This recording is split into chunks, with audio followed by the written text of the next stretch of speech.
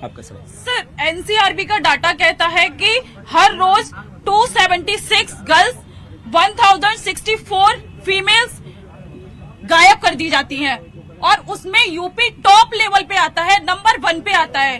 और आप per day अगर देखते हैं तो उनमें से 87 फीमेल्स के साथ रेप केस होते हैं और उसमें से भी 40% जो लड़कियां होती हैं वो नाबालिग होती हैं और टोटल जो उसमें 99% केसेस में तो एफआईआर भी नहीं लिखी जाती है।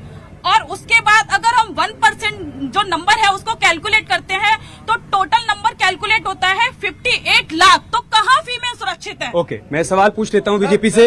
देखिए, आपके आंकड़े और आपके दावे हैं कि आज महिलाएं पूरी तरीके से सुरक्षित हैं, लॉ एंड ऑर्डर पूरी तरीके से दुरुस्त है।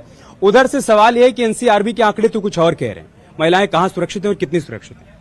योगी जी की सरकार में जब से उत्तर प्रदेश में योगी जी ने सत्ता संभाली है तब से बहन बेटियों की तरफ आग दिखाना जो दिखाते थे या बहन बेटियों के साथ अभद्रता करते थे या उनके साथ कोई जाति करते थे तो उन पे सख्त से सख्त कार्रवाई हो रही है। और पहले की जो सरकारें थी, सपा की या बसपा की या कोई भी सरकारें रही, उनमें मुकदमे दर्ज नहीं होते थे। मैं बहन जी को बताना चाहता हूं, मुकदमे दर्ज नहीं होते थे।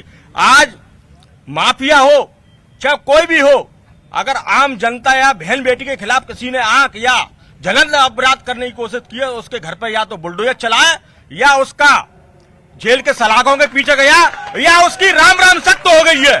ठीक है, शुभकांत जी, उनका कहना है कि आज एनसीआरबी के आंकड़ों में केसेस इसलिए बढ़ रहे हैं क्योंकि केस दर्ज हो रहे हैं।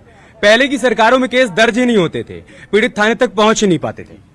आज तो राम नाम सत्य हो जा रहा है। सर, ये सरासर झूठ है। मेन बात यह है कि पहले जो सरकारें जो चल रही थी, चाहे सपा की रही हो चाहे बसपा की रही हो, तब जो इतने केसेस हैं, इतने केसेस इससे बहुत कम होते थे। लेकिन होता क्या है, अब चीजें दबाई जाती हैं, उतनी ऑन पेपर पर दिखाई नहीं जा रही। वो कह रहे हैं आप दबा रहे थे तभी तो केसेस रिकॉर्ड नहीं हो रहे थे। नहीं सर, हम अगर दबा रहे थे तो सत्ता में इतने लंबे समय तक दोनों पार्टियां रही, समाजवादी पार्टी और बीएसपी पार्टी।